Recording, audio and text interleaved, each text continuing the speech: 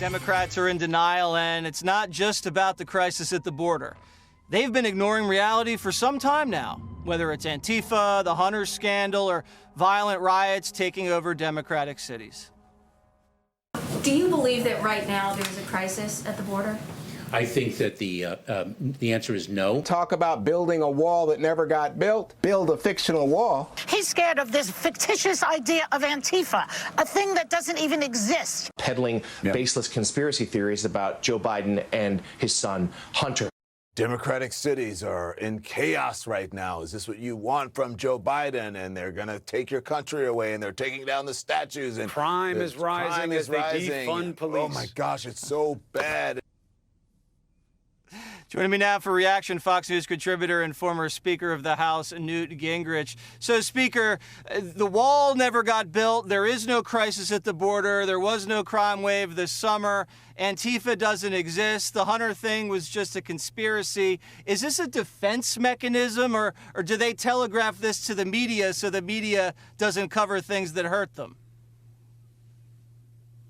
Well, I think that the entire left is living in a fantasy world.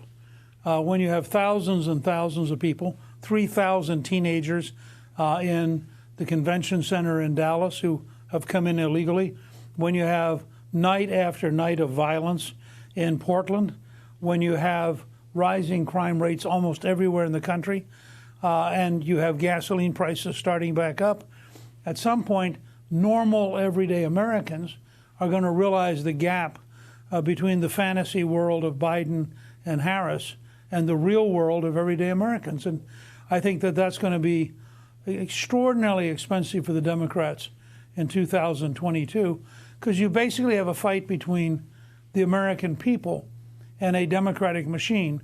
And on almost every major issue now, the American people are on one side and the machine is on the other. So I think they are deluded. I think they're strengthened by their news media, which is equally deluded. So they all sit together and chant, there is no crisis, there is no crisis. Or they propose tax increases everybody opposes, but they go, oh, we have to do this.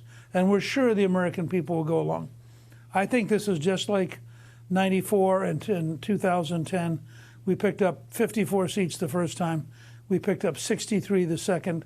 And I suspect next year we'll regain both the Senate and the House. And the Democrats will be sitting there going, what happened?